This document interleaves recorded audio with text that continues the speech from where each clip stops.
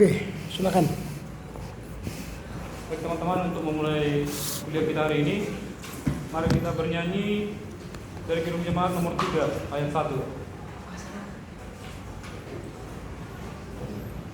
Gak ada yang lain nomornya.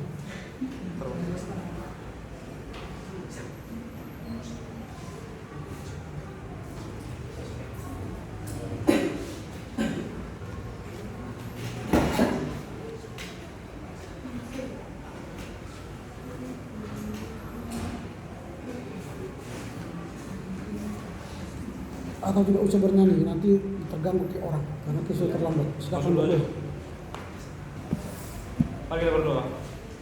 Ada yang dengan bahasa Jemaat Tanah Air nomor wajib bulu ginjang untuk mulia di dalam Tuhan di segala dikan bahasa melamat pemuda Tuhan sedon di ruangan di mana lau belajar rapor dosen kami.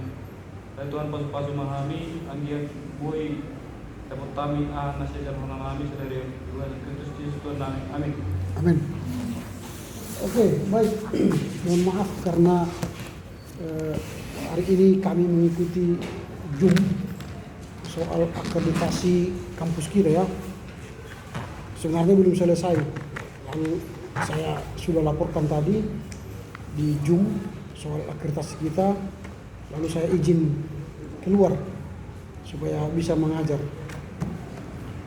Hari ini kita masuk pertemuan yang keempat. Nanti ditandatangani. Yang hadir pada saat kuliah umum ditandatangani, yang hadir saat silabus pengantar RPS itu ditandatangani dan minggu yang lalu ditandatangani. Kalau tidak hadir, tak usah ditandatangani ya.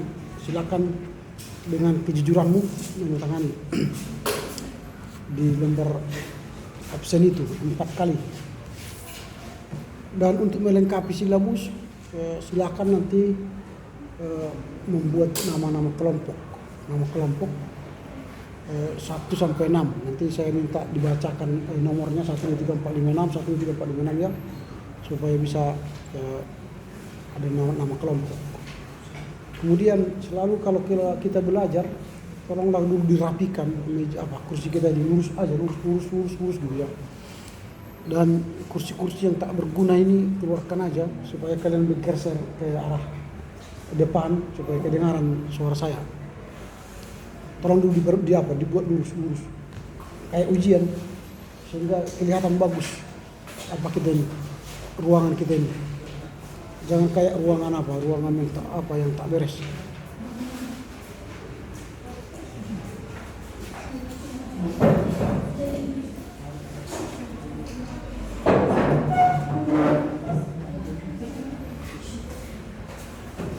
Bangku yang di depan yang kosong diisi dulu, yang di belakang maju ke depan supaya lebih kedengaran suaranya.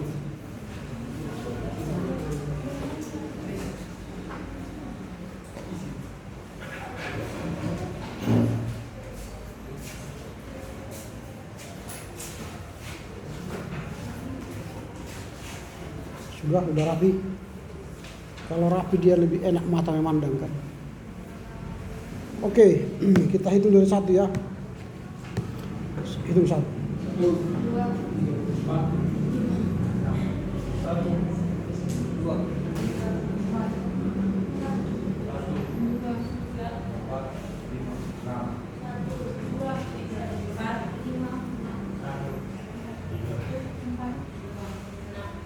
6. Oke, silakan tunjuk tangan yang 1, dicatat komti.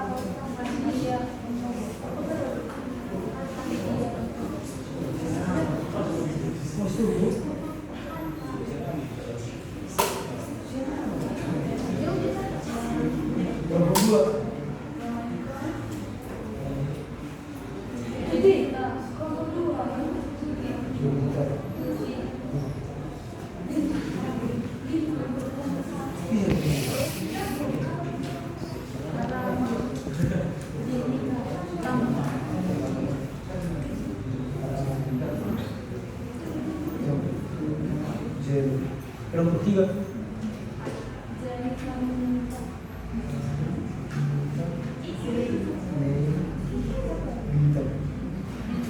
Kelompok 4.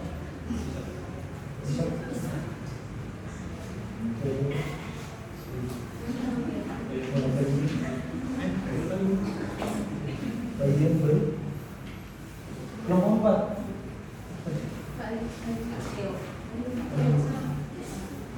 Kelompok 5.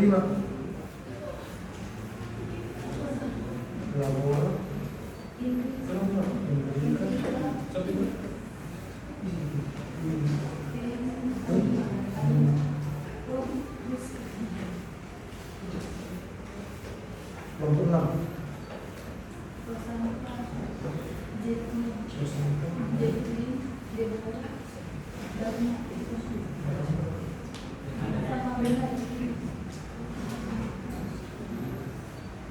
Bacakan Pak. Nggak usah, nanti dikirim aja. Oke, sudah. Kalau sudah, kita akan masuk pada bahasan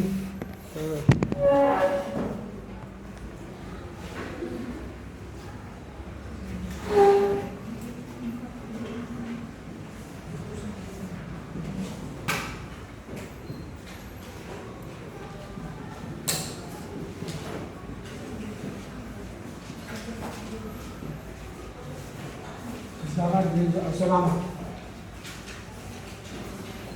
Sejarah gereja Asia Lama ini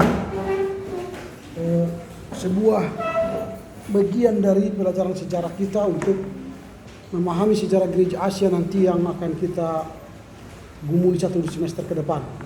Kemarin sudah saya tanya di minggu yang lalu, maksud saya hal-hal mana yang belum kalian dapatkan selama SGU 1-2, dan sejarah gereja Asia Lama ini sangat penting sebelum kita membahas sejarah gereja Asia yang akan kita garap selama 1 semester ke depan. Sejarah gereja Asia Lama menurut bukunya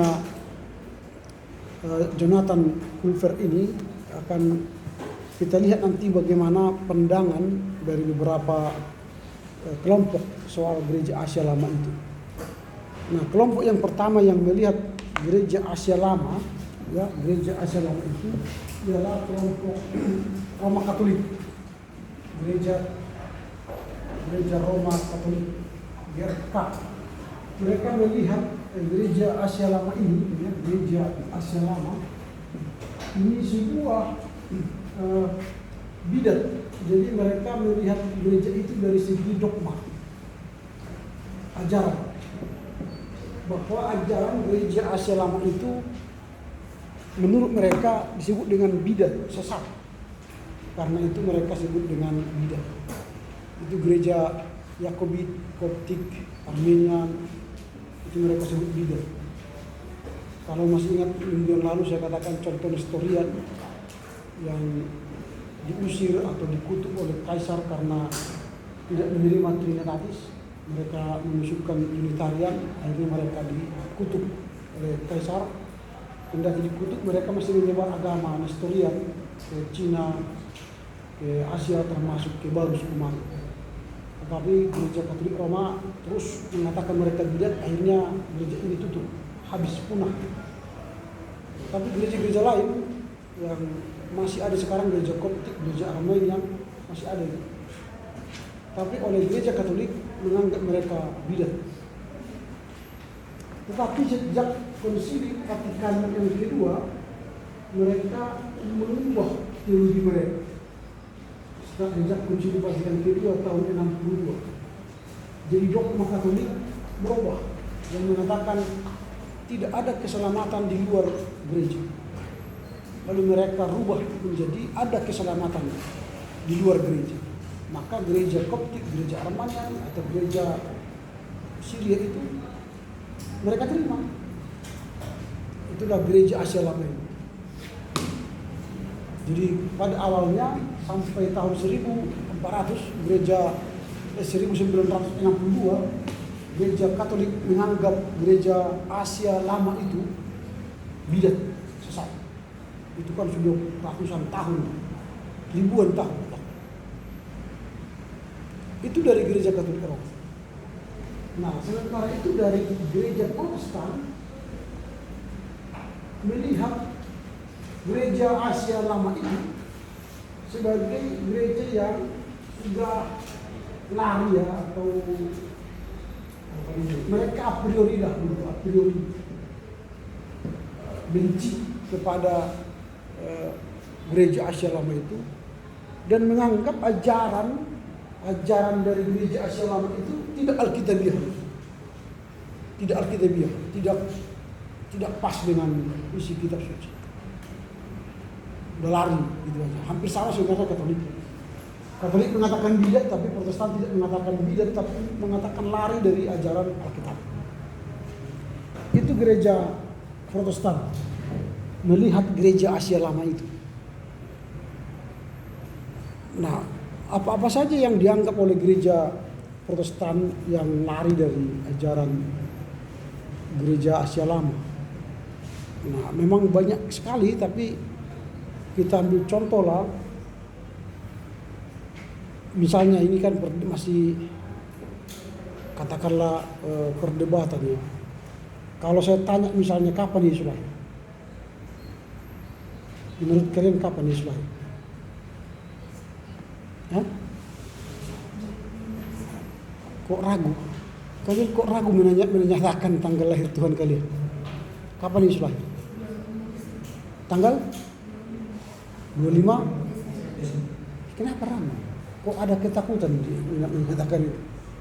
Kalau saya tanya kalian kapan lahir? Kan kalian ingat tanggal lahir kalian kan?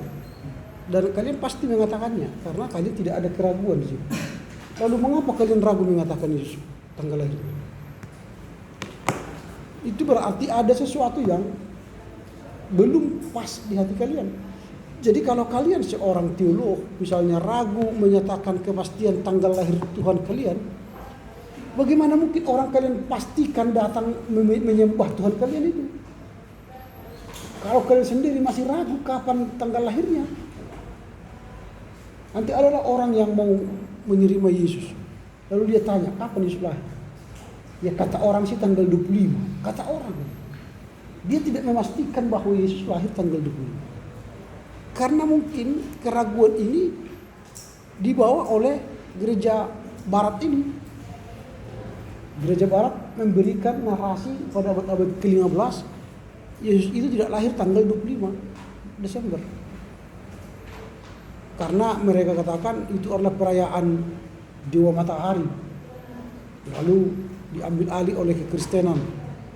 Dan dijadikanlah perayaan Dewa Matahari itu menjadi hari besar kekristenan. Maka Yesus sebenarnya bukan lahir di sana.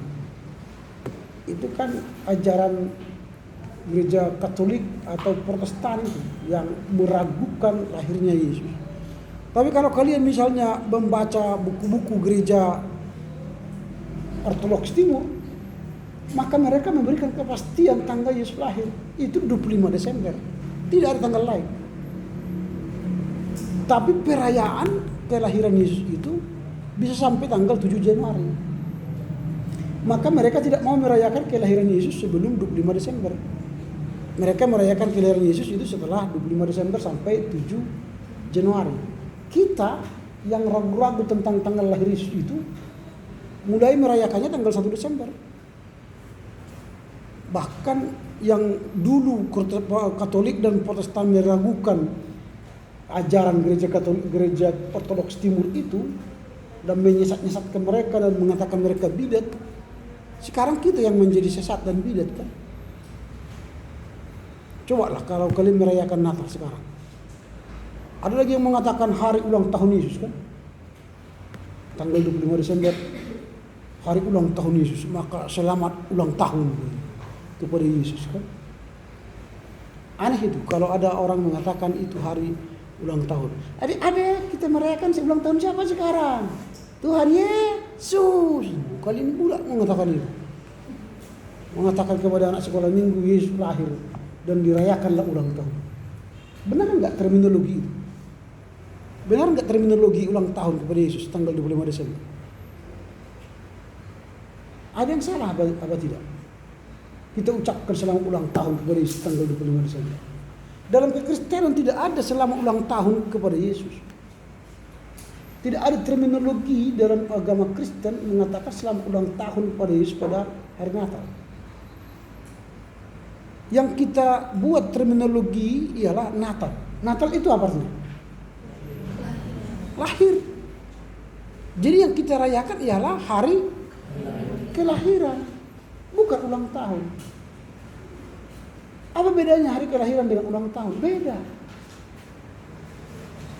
Kalau ulang tahun itu dirayakan oleh siapa? Siapa? Manusia yang pendek umurnya, yang terbatas. Kalian kan usianya berapa tahun dikasih Tuhan? Hah? Berapa tahun dikasih Tuhan usia kalian manusia ini? Kalau kami malaikat panjang umur. Kalau kalian manusia kan dibatasi. Kalian belum tahu umur kalian rupanya. Waduh, kasihan dah. Coba ke Kejadian 6 ayat 3. Berapa itu? Berapa umur kalian dikasih Tuhan? Silakan baca dulu.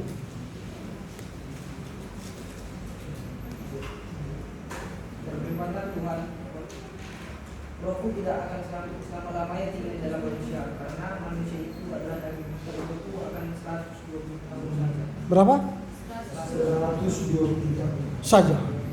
Nah, itu. Jadi sampai di situ umur kalian. 120 tahun saja. Tapi nggak ada yang mampu sampai 120 tahun. Maka pemasang mengatakan kita ini hanya 70 sampai kalau kuat. Kalau nggak kuat nggak sampai 70. Tapi hanya orang kuat yang sampai 70 ke atas. Kalian pilih mana? Orang lemah atau orang kuat? Kalau orang lemah nggak sampai 70. Maka harus berjanji pada dirimu, saya orang kuat sampai 70-80. Kalau bisa 120. Genapi. Mengapa tidak sampai 120? Ya karena kalian sikap perilaku manusia itu.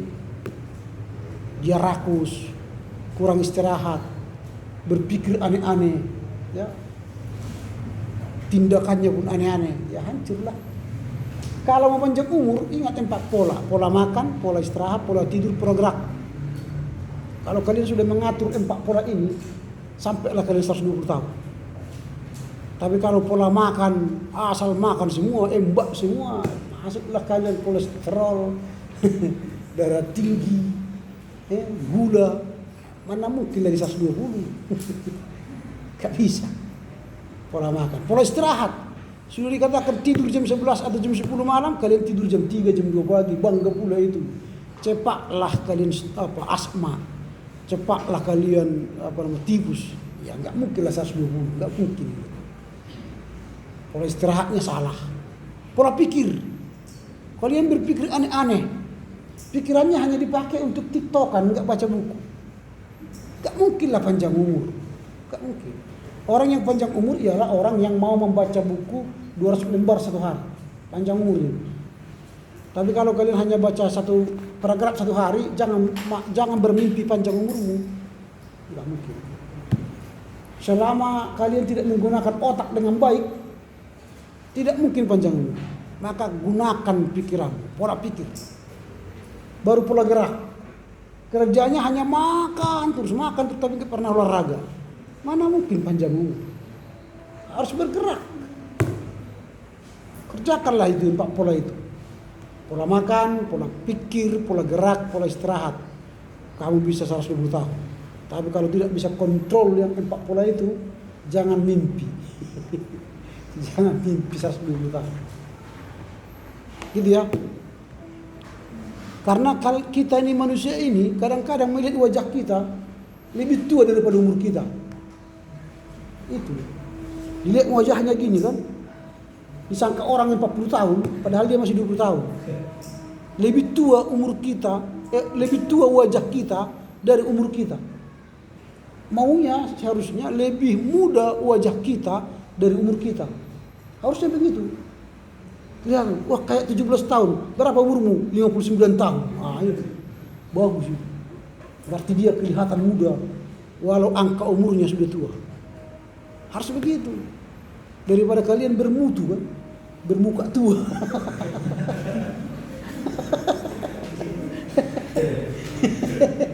Wajahnya tidak sesuai dengan umurnya kan. Umur 17, tapi kelihatan seperti 45 tahun kan. Itu karena pola pikir nggak diatur. Pola pikir nggak diatur itu. Pola makan nggak diatur. Setiap hari murung, setiap hari menggosip orang, setiap hari membicarakan masalah, pergumulan. Cepat tua, cepat paling tua. Bangun pagi udah begini.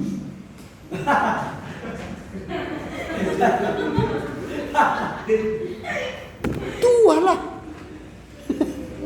Tapi coba bangun pagi, baca firman Tuhan, bernyanyi kidung jemaat, haleluya, kita enden-enden, wajah kalian kayak malaikat, berseri-seri. Mudah lah, awet muda kalian. Ini tak pernah baca kitab, tak pernah bernyanyi pujian, berharap panjang umur. Gak mungkin itu. Gak mungkin. Gak mungkin sukses kalian kalau gak seperti itu aja. Baca firman pun tak mau, nyanyian rohani pun tak mau. Kapan mau Tuhan beri panjang umur? Iya kan? Nah, kembali ke tanggal lahir Yesus saja. Saya katakan tadi, kita yang sesak sekarang. Yesus dirayakan hari lahirnya, bukan hari ulang tahunnya. Diberi ulang tahun, kita rayakan ulang tahun kepada orang yang terbatas umurnya. Makanya setiap tambah umurnya, kita katakan selamat ulang tahun, panjang umur dan sehat selalu. Lalu kalian bilang sama Yesus, ulang tahun sekarang Yesus, selamat ulang tahun Yesus, panjang umurmu. Panjang umur sama Yesus, siapa yang beri panjang umurnya? Emangnya Yesus terbatas? Yesus itu tidak terbatas. Umurnya kekal selama-lamanya. Tidak terbatas usia Yesus. Kalaupun dia mati di Golgota, yang mati itu kemanusiaannya, bukan keallahannya. Gitu. Lalu panjang umur, semoga bahagia. Oh, kepada siapa kalian minta supaya Yesus bahagia? Ada lagi Tuhan lain yang memberi dia bahagia? Kalau kalian bisa, karena kalian punya pergumulan, punya masalah, punya persoalan, punya banyak masalah, maka didoakan supaya kalian bahagia walau banyak masalah. Itu. Ini kalian panjang umurnya sama Yesus. Lalu karena panjang umurnya ulang tahun ada kado. Cengis kado kalian pada hadir Natal kan. Kita cengis kado ya. Cengis kado. Karena itu ajaran sesat. Coba lihat nanti pada Yesus lahir di Alkitab. Ada di situ bawa kado dia. Langsung lahir. Wah, cengis kado orang-orang lain yang datang. Enggak. Orang yang datang itu menyembah dia.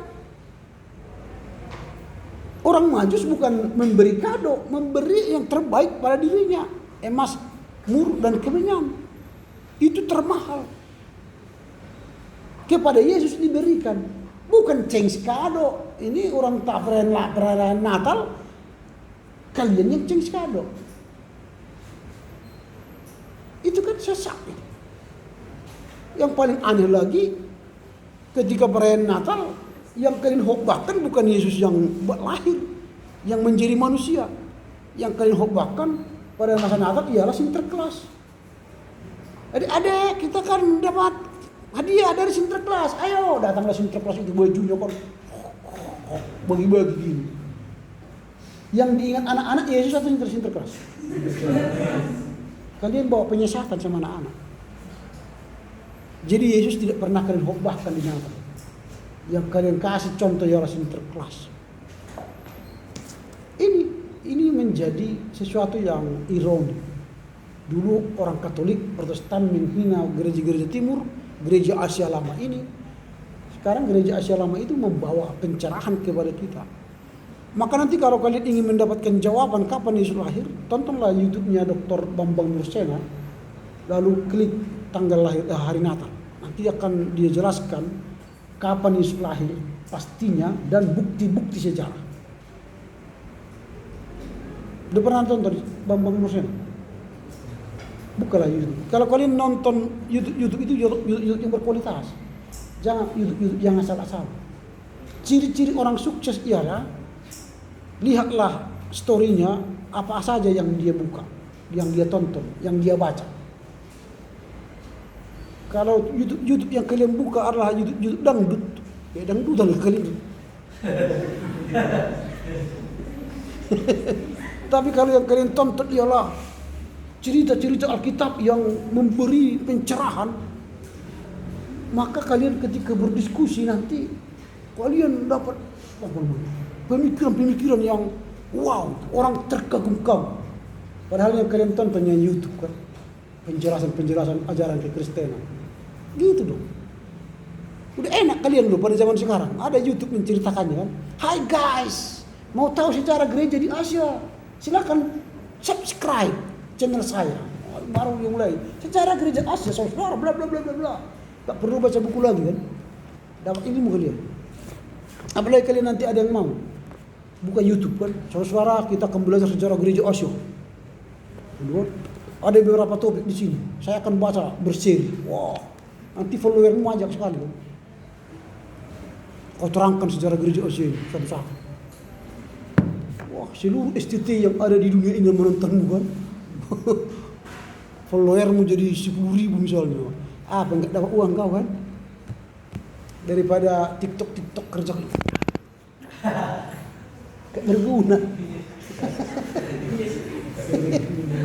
Berguna. Apalagi kalau cewek-cewek kan, kita pikir di kamar diam tenang, tapi ternyata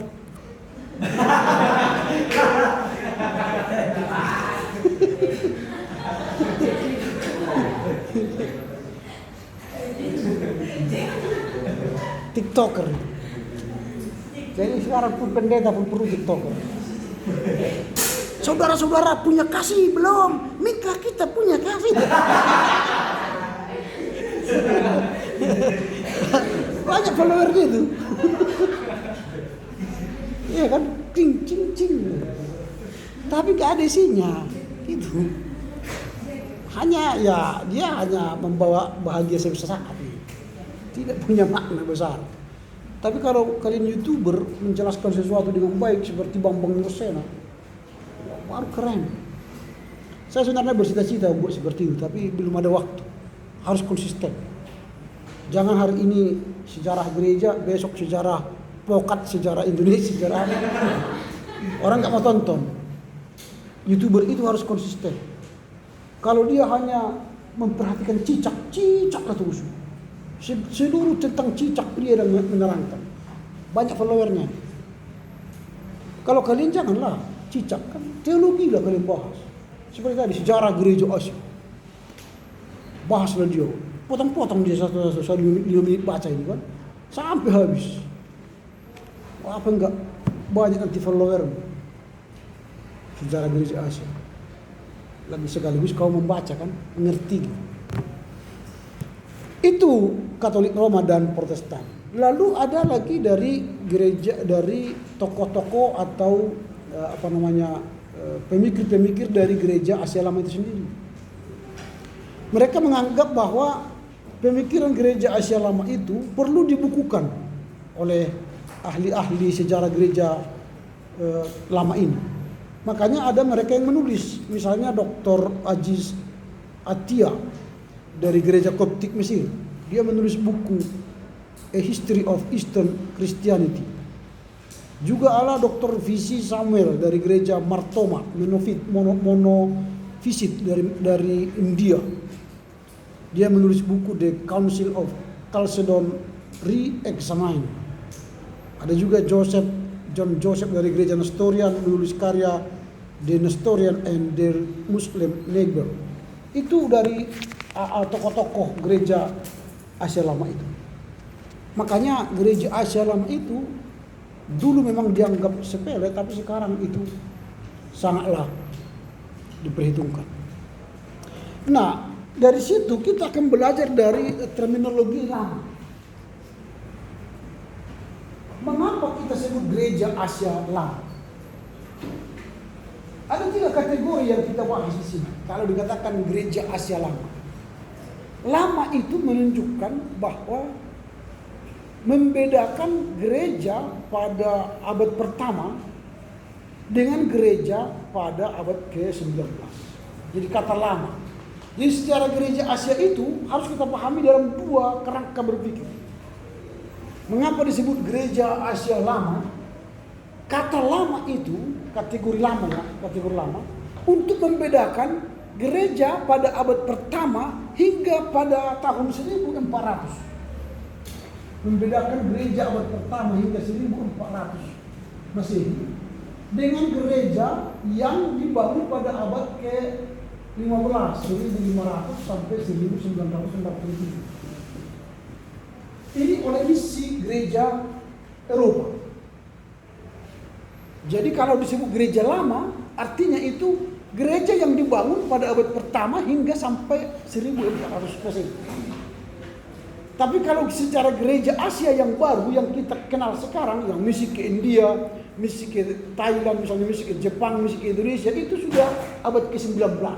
Yang dibawa oleh tenaga-tenaga sending atau penginjil atau misionaris dari Eropa, dari Amerika, dari Jerman, dari Inggris, dari Australia, yang datang ke Asia, yang datang ke India, yang datang ke Cina, yang datang ke Jepang, yang datang ke Indonesia. Jadi dibuat istilah lama untuk membedakan gereja ini dengan gereja ini. Paham maksud saya? Mengapa ada istilah lama? Supaya membedakan gereja yang dibangun pada abad pertama hingga 1400 dengan gereja yang dibangun di Asia pada abad 1500 sampai 1947. Itu pertama, kalau dikatakan gereja lama.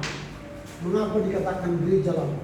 Gara-gara itu, supaya kita bisa membedakan antara gereja yang dibangun pada abad pertama dengan abad ke-19.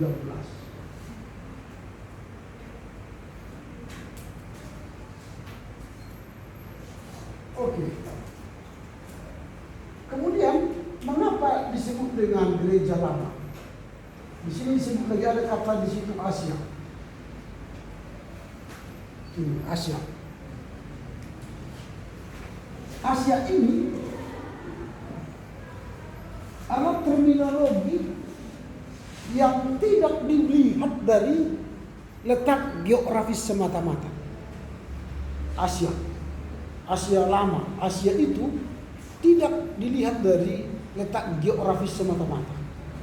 Karena Asia pada zaman perjanjian lama dengan Asia pada zaman sekarang beda.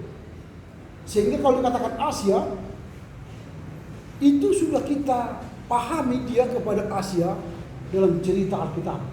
Bukan pada Asia pada cerita sekarang, abad ke-21, 22, abad 21 ya. Jadi kalau dikatakan Asia lama, Asia itu ialah Asia yang diceritakan dalam Alkitab. Asia dalam Alkitab itu dibagi dua, Asia Barat dan Asia Timur. Kalau sekarang Asia itu Asia Selatan, Asia Timur, Asia Tengah, Asia Tenggara, Asia Timur jauh ke Pasifik, itu Asia sekarang. Jadi kalau dikatakan gereja Asia lama, Asia itu ialah Asia yang bukan pada Asia sekarang. Itu artinya Asia. Kemudian disebut juga gereja lama karena dia di luar pengaruh Romawi.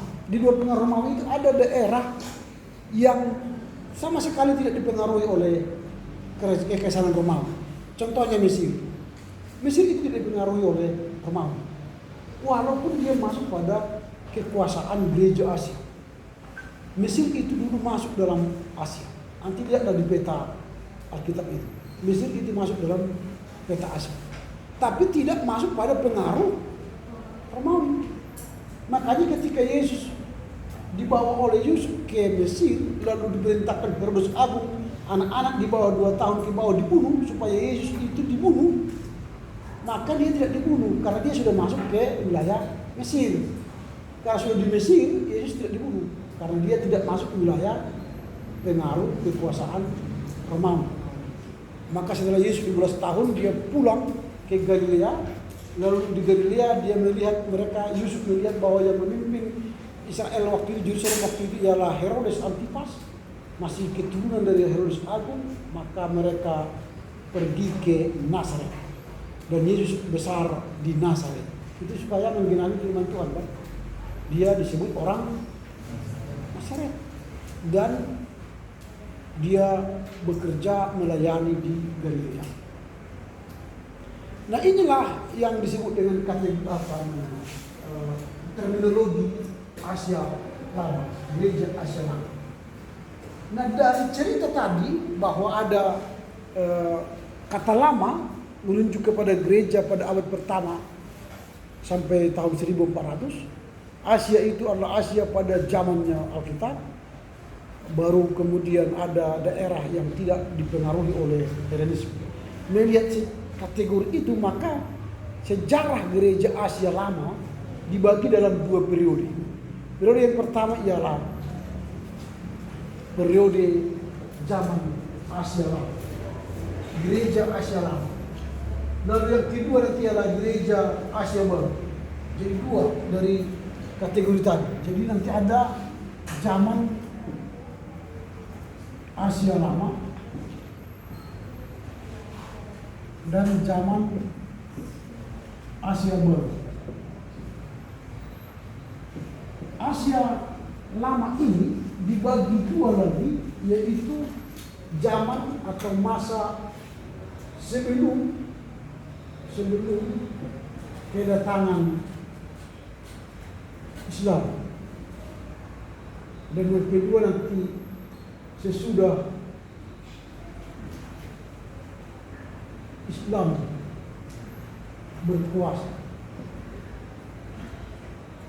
Nah, sebelum kedatangan Islam itu berarti kan abad pertama sampai abad ke-7. Karena Islam baru hadir pada abad ke-berapa? Abad ke-7. Karena Muhammad lahir tahun berapa? Tahun 622 Masehi. Dan dia punya gerakan Islam berarti abad ke-7. Coba bayangkan, gereja Asia Lama itu adalah abad pertama sampai abad ke-7. Dan nanti ada gereja Asia Lama itu pada abad ke-7 sampai ke-15. Itu di Islam menguasai daerah Kristen. 7 abad lamanya daerah Asia itu menjadi orang Kristen. Tapi setelah itu Asia itu menjadi Islam semua. Lalu setelah Islam nanti baru datang lagi penginjil dari Eropa mengkristenkan daerah Asia. Dan tidak semua kan. Supaya kalian tahu kan, Asia itu sekarang posisinya pernah dulu Kristen semua, lalu dikuasai Islam, kalah kita dalam perang salib. Lalu setelah itu datang lagi orang Eropa menginjili kita Asia supaya jadi Kristen. Sudah mulai paham ya, kalau kita bicara Asia Lama itu ialah Asia yang dipenuhi dengan orang-orang Kristen. Tetapi pada akhirnya nanti orang Asia itu jadi Islam. Itu dalam Asia Lama periodenya. Lalu periode kedua Asia Baru itu dimulai pada tahun 1500 sampai 1947. Ini dikenal dengan zamannya Vasco da Gama. Dia dulu membawa pelayaran mengelilingi dunia, sekaligus membawa semboyan 3G. Apa itu? Gospel, Glory, dan Gold. Gospel, kabar Injil, Glory, kemuliaan Tuhan, dan Gold, mencari kekayaan, mencari rempah-rempah, ya, mencari harta dari Asia ini. Karena memang Asia ini termasuk Indonesia adalah daerah yang diberkati Tuhan sebenarnya. Coba kita bayangkan, Belanda itu 350 tahun menjajah kita hanya untuk mengambil apa? Rempah-rempah. Belanda kan dingin Eropa. Jadi kalau dingin mereka harus minum yang menghangatkan. Maka mereka ambillah dari sini jahe, lengkuas, serai, cabai, merica, lada, kapulaga. Mereka olah di sana, Maka ketika musim panas mereka makan pakai merica supaya hangat. Mereka minum minuman yang menghangatkan, minum teh gitu ya. Itu 350 tahun loh mereka sedot kekayaan kita. Dan akhirnya memang kita terbiasa makan rempah-rempah dan memakan yang sisa-sisa. Yang kualitas nomor 1 dikirim ke Eropa. Kalau kalian minum teh manis misalnya yang ada sari wangi atau apa mereknya itu kan sudah kualitas ke-100 itu, kualitas kesekian. Kalau kualitas pertama ya dikirim ke Belanda, ke Jerman, ke Amerika gitu. Siapa yang sudah pernah minum kualitas pertama teh? Orang sudah mana biasanya? Ada orang sudah mana? Tidak ada. Nanti main-main kalau tidak main, ada kebun teh di sini. Mintalah sama mereka ada teh nomor 1. Toh setelah diolah teh nomor 1-nya itu nggak pernah dijual ke kita, nggak mampu kita belinya. Kualitas nomor 1 dikirim ke luar negeri. Karena kalau kita minum kualitas nomor 1 itu kita hangat, tubuh kita hangat, kayak anggur, kayak wine. Kalau teh yang kita minum sekarang nggak bisa hangat tubuh kita, hanya ya pahit-pahit sedikit gitu, nggak hangat gitu. Karena itu sudah ampas sebenarnya yang kita minum itu. Kualitas nomor 1 nggak pernah kita nikmati. Sama dengan kalau kalian makan udang yang kalian makan yang kecil atau besar? Kecil. Kalau yang segini itu dikirim ke Amerika kan? Lobster itu udang gala dikirim ke Amerika. Nomor satunya itu ke Amerika itu. Karena kalau dibuat pun di rumah nggak mampu kita bayarnya kan. Kita makan ke restoran dulu kan, makan udang gala dulu kita atau lobster. Berapa makannya Pak? Ini Pak yang udang ini semua 500.000. Dia terang-terang di sini aja, nggak jadi. 500.000 aja satu udang saya mau makan. Itu ya kan? Kualitas nomor 1 itu bukan milik kita. Ya kualitas yang kesekian yang milik kita. Makanya sebenarnya kalau kalian orang Indonesia ya pintar. Kita sebenarnya negara terkaya dunia, terhebat. Untunglah Jokowi ini merubah mindset kita tentang Indonesia. Dulu kan kita makan sarden ketika orang Thailand mengirimkan sarden ke kita kan. Padahal kita nggak tahu sarden itu mereka curi dari laut kita, mereka bungkus di sana, baru kirim ke kita, baru kita makan lagi. Enak, campur Indomie kan, pakai cabai rawit. Waduh, suruh gitu kan. Datang hujan sedikit kan, minum kopi. Wah, sarden itu, tuna yang mau dikalengkan itu kan, mahal itu, tuna yang kalengkan.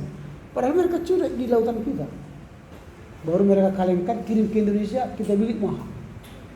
Sekarang Jokowi tangkap siapa yang mengambil tuna dari Indonesia, tenggelamkan katanya kan. Datang sushi tenggelamkannya kan. Sekarang orang Filipina gigit jari, nggak bisa makan tuna lagi. Orang Thailand nggak bisa makan tuna. Harus beli dari Indonesia yang sudah dikalengkan, kirim ke sana. Mahal kan. Jadi kalau mereka ingin makan tuna, mahal. Dulu kita makan tuna yang enak dari mereka ke kita. Sekarang nggak boleh lagi. Makanya naik apa kita? Derajat kita di dunia kan. Dulu kalau kalian ingin makan coklat yang di samping rumah kita itu kita kirim dulu ke Italia kan. Lalu orang Italia rubah menjadi coklat legatos, kan? Silver Queen. Lalu kalian bangga memakannya, belinya 30.000 satu. Cara makannya bersih-bersih. Padahal nggak tahu kalian dari pas samping rumah kalian itu jadi ekspor ke sana bahan mentahnya, lalu dibuat jadi coklat. Banggalah kalian mengatakan coklat dari Italia. Makanya sekarang di Jogja ada coklat Indonesia. Tidak perlu lagi dikirim ke Italia untuk mengolahnya. Lebih enak dari coklat legatos dari coklat Italia itu. Itu sekarang ada perubahan paradigma yang dibangun oleh Jokowi. Dulu nikel dan bauksit itu kan kita kirim mentah ke luar negeri. Lalu mereka pulangkan ke kita menjadi ABC, everyday, apa lagi? Baterai-baterai itu kan, lithium itu. Kita beli mahal baterai. Padahal dari kita bauksitnya, nikelnya. Sekarang Jokowi bangun pabrik lithium raksasa di Ambon. Terbesar dia sehingga. Dan itu nanti masuk baterai mobil dan motor listrik. Dan dunia nanti akan beli dari Indonesia. Keren.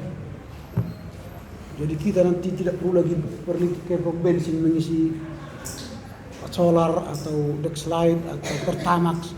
Tinggal pakai tenaga surya. Cok. Baterainya kita yang punya. Makanya dunia sekarang begini sama kita. Kita punya segalanya. Hanya yang tidak punya kita ialah sumber daya manusia. Makanya mereka kirim kita perusak masa depan, narkoba. Supaya generasi kita bodoh. Tidak mampu mengolah alam kita yang kaya. Supaya kita dikuasai mereka terus. Dan lucunya kita mau makan narkoba itu. Kan rusaklah negara kita. Kalau pintarnya negara kita ini, gampang mengalahkan dunia ini. Coba kalau ada orang pintar, ditahan mereka di Amerika, ditahan mereka di Jerman, ditahan mereka di Inggris. Enggak dikasih pulang, dikasih mereka gaji tinggi-tinggi.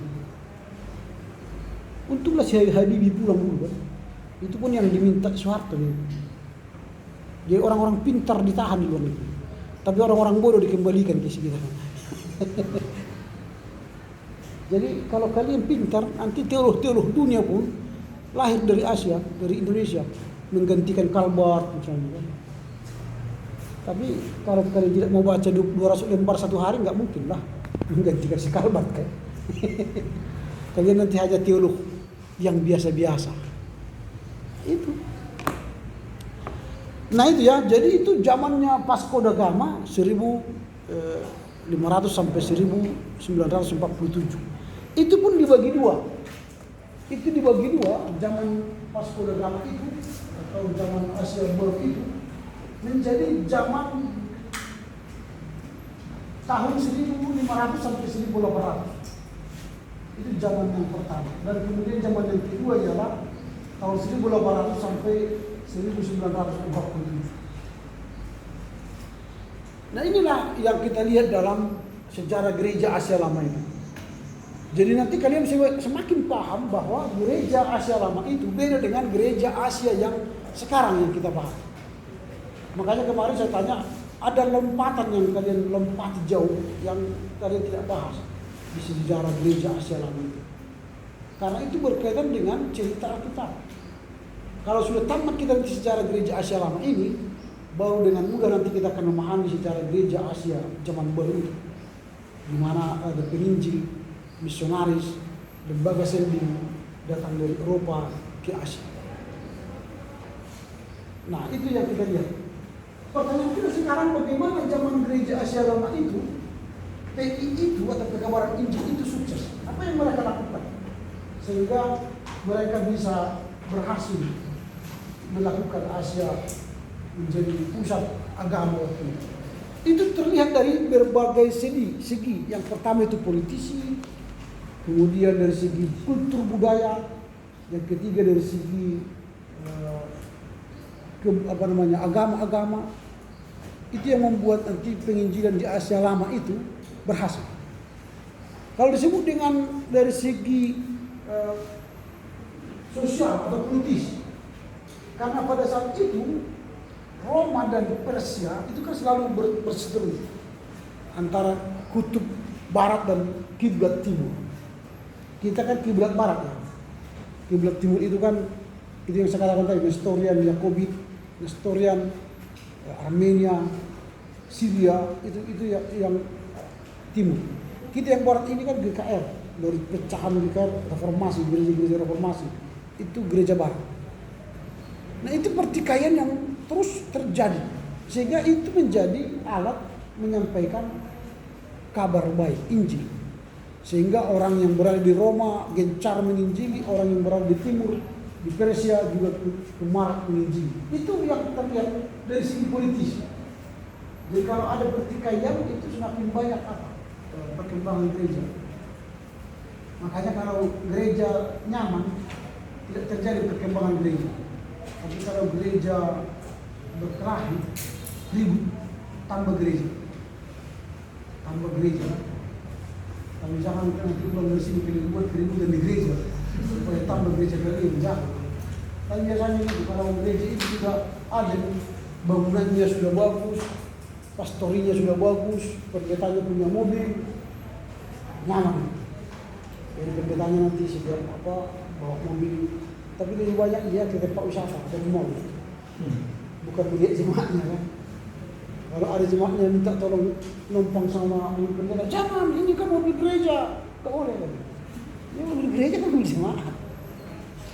Itu lebih banyak dia buat jalan-jalan daripada bawa pelayanan. Itu nyaman. Makanya buat aja lah gereja itu jangan nyaman supaya terjadi keimbangan, pertumbuhan. Kalau sudah nyaman jarang, jadi tidur nanti gereja. Itu dari segi politis. Kemudian dari segi kebudayaan, Roma itu dan Persia itu juga mengalami perbedaan. Kalau di gereja Roma, yang mereka kembangkan di situ ialah kebudayaan Yunani dan bahasanya digunakan bahasa Latin dan bahasa Yunani. Tapi kalau di Persia yang digunakan bahasanya ialah bahasa Arab, bahasa Syria, bahasa Arab ya. Itu yang di sana. Jadi kebudayaannya beda. Nah kalau kalian nanti pergi ke Palestina atau ke Israel sekarang, bahasa-bahasa yang digunakan di sana banyak. Kadang bahasa Ibrani, kadang bahasa Arab, kadang bahasa Palestinian. Jadi banyak di sana bahasa-bahasa. Dan itu menjadi peluang menyampaikan kabar baik. Budaya-budaya itu menyampaikan kabar baik atau menyembangkan agama pada gereja lama waktu itu. Selain dari sudut kebudayaan juga dari sudut bahasa. Kalau kalian pernah mendengar bahasa-bahasa Aram ya, nanti juga bahasa Aram ini menjadi bahasa pengantar di Persia dan Romawi, dan itulah sebenarnya bahasa ibu Yesus, dan Yesus sangat fasih dengan bahasa Arab. Sedangkan bahasa Aram Yesus fasih bahasa Ibrani kuno. Ketika dia membaca kitab gulungan yang Yesaya itu dalam tulisan bahasa Ibrani kuno itu. Memang dia banyak membaca, Yesus banyak membaca. Bahasa Yunani pun dia tahu, Yunani yang kuno ya. Makanya ketika dia berhadapan dengan iblis, dia selalu berkata, sebab ada tertulis. Itu berarti Yesus banyak baca buku. Menghadapi setan dia membaca buku. Kalian menghadapi setan banyak baca apa? Baca primbon. Jadi kalau kalian ingin hendak mengusir setan, bacalah banyak baca buku. Banyak baca kitab maksudnya. Mulai kitab Keluaran, Kejadian sampai Wahyu.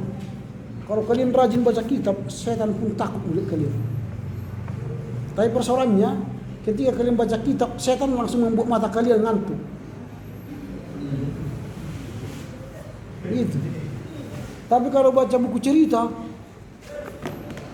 sudah 20 halaman, 50 halaman pun matanya belalak. Apalagi kalau novel percintaan kan. Ketika itu dia pergi, tiba-tiba datang seorang laki-laki, tampaknya cantik ganti, makin dilalak nih. Tapi kalau bisa, kemudian Yohanes pergi ke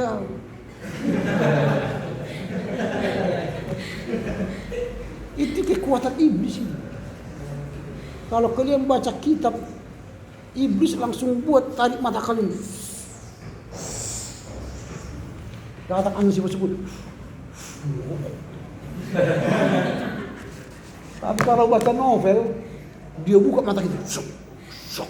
Baca makanya berat. Kayak nonton drakor nih kan. Kalau nonton drakor kan matanya tuh belalak. Tapi kalau nanti ada film Jesus of Nazareth, pas nonton film.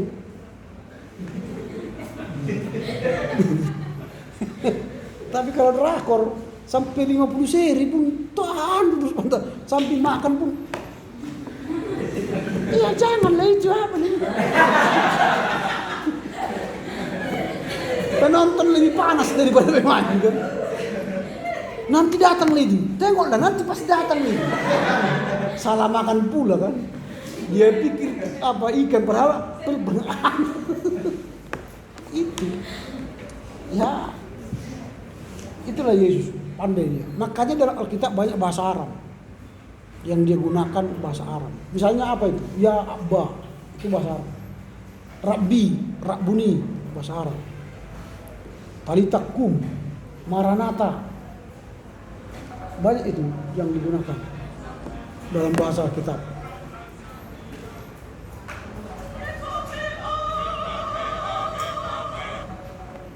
Halo Pak. Iya, sore. Kenapa itu? Inggris berdua. Nanti saya WA ya. Ini sedang mengajar. Nanti saya WA ya. Yuk. Nah itu jadi bahasa itu penting. Yesus aja suka dengan bahasa ibunya. Kalian suka dengan bahasa ibu kalian? Jangan-jangan kalian tidak hafal lagi bahasa ibu kalian kan? Mengaku bahasa Batak, orang Batak tapi nggak tahu bahasa Batak. Mengaku orang Karo tapi nggak tahu bahasa Karo. Jangan bangga kalau kalian tidak tahu bahasa ibu kalian. Kalau ada lagi kalian di sini yang tidak tahu bahasa ibu kalian, bertobatlah. Sebab kerajaan Allah sudah dekat. Belajarlah bahasa apa daripada kalian nanti dijual mentah-mentah satu suku kalian ya. Datanglah kan beta tasyak bayon katanya kan. Gak ngerti dia. Apa kalian bilang? Beta tasyak tona. Oh iya. Gak ngerti dia bahasa Batak. Beta tasyak tona. Oh iya. Silakan katanya. Kan bodoh itu kan. Karena gak ngerti dia bahasa Batak. Gak mengerti dia bahasa Karo, bahasa Madura. Aku kan sudah lahir di Medan kan. Kalau lahir di Medan rupanya gak bisa bahasa Batak. Tengok Cina itu, lahir di mana-mana bahasa Cina. Kalau tanya, kau berapa ini? Langsung dia bilang sama istrinya, masuk, gak ngerti kita. Bikinlah itu, udah mahalkan aja sedikit itu, gak pernah datang ke sini kan ini dia bilangnya. Dimahalkannya kan.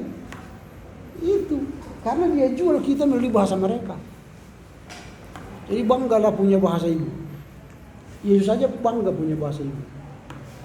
Jadi bahasa itu menjadi alat untuk menyebarkan Injil.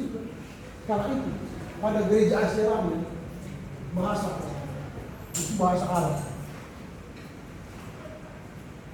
Nah pertanyaan berikutnya adalah bagaimana pada zaman Asia Lama itu gereja Asia Lama menghadapi tantangan untuk menyampaikan Injil atau kabar baik atau pengabaran agama. Kalau waktu itu masih agama Yahudi lah ya, mengembangkan agama Yahudi. Ada beberapa cara yang mereka buat menghadapi tantangan itu. Yang pertama itu dengan jemaat diaspora. Jemaat diaspora itu kan orang yang masih tinggal di pembuangan, walaupun sudah dikembalikan ke Yerusalem, masih ada tinggal di Babilonia, di diaspora. Dan jemaat diaspora inilah yang terus mengabarkan tentang Allah Abraham, Ishak dan Yakub.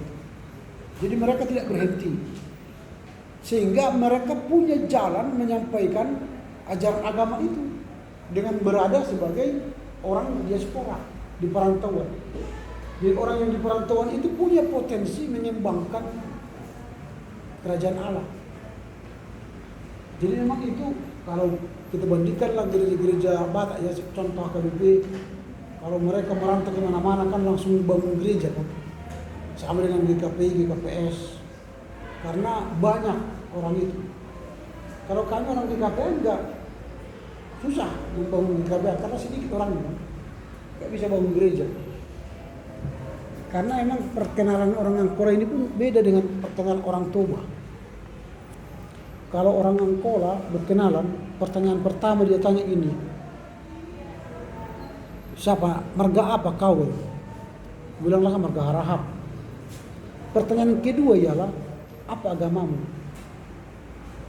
Kalau saya bilang agama Islam, maka dia akan lanjut ngomong, di dia hutamu, di mana kampung? Lalu saya bilanglah di kampung X. Perkenalannya bukan soal marga, di kampung X. Oh, di kampung X itu, di samping masjid itu, apalah tulakku, katanya. Itu. Jadi begitu perkenalannya. Tapi kalau saya bilang agama Kristen, berhenti sampai di situ. Oh, katanya, berhenti.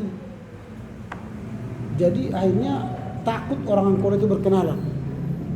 Nanti ketahuan saya Kristen, pikirnya kan. Jadi kalau kita Kristen nggak ngomong lagi. Jadi kapan bangun gereja kalau tidak ada komunikasi? Tapi kalau orang utara bertemu, Markahau, Siregar, wah apalah tuh laku, Siregar, semua dicari sampai bertemu. Kalau tidak ada pertemuannya pun kita bertemu dalam Kristus lah katanya kan. Baru pertanyaan kedua, ngamang aku kan. Belum kan, cari saksa makan. Sambil makan cerita. Kalau sudah makan, nggak minum po kan. Belum minum kopi, sambil cerita. Itu perkenalan orang Toba. Enak. Kalau orang Angkola jangankan minum kopi, minum makan, nggak sampai. Kalau sudah apa agamamu? Kristen, berhenti sampai di sini. Kalaupun turun satu bus, nggak jadi satu meja, cari meja masing-masing. Nggak sama-sama minum, nggak sama-sama makan. Jam berapa? Udah habis ya?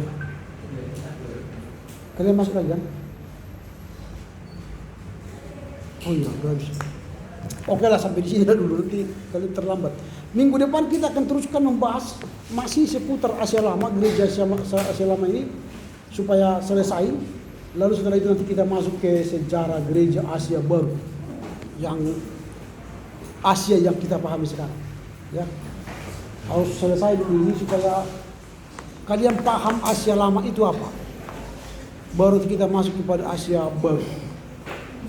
Oke, sampai di sini pertemuan kita. Silakan siapa yang menutup dengan nyanyi dan doa.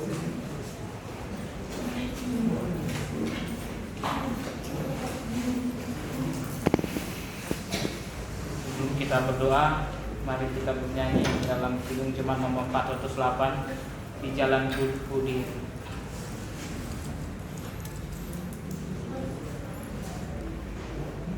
Di jalanku diiring oleh Yesus Tuhanku. 1, 2, 3 ya.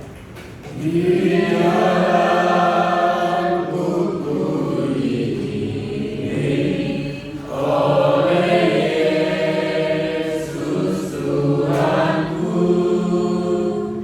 Apakah yang kurang lagi jika Dia panduku, diberi damai surgawi, asal imanku teguh, suka duka dipakainya untuk kebaikanku, suka duka dipakainya untuk kebaikanku.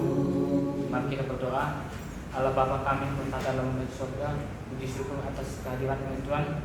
Tuhan, kalau lagi kami mau pulang Tuhan, berkatilah kami di jalan Tuhan, supaya kami sampai di tempat kami dengan selamat ya Tuhan. Ya Tuhan, berkati juga pembelajaran yang telah kami dapatkan dari Bapak dosen kami Tuhan, bila itu dapat kami manfaatkan, dapat berguna bagi kami ya Tuhan. Tuhan, berkati juga Bapak dosen yang telah mengajari kami Tuhan, telah dia hikmat kebijaksanaan supaya lebih bisa mengajari kami Tuhan. Banyak dosa yang kami lakukan Tuhan, ampunilah itu agar tidak menjadi penghalang berkat bagi kemuliaan Tuhan. Dalam Kristus Yesus, amin. Oke, selamat sore.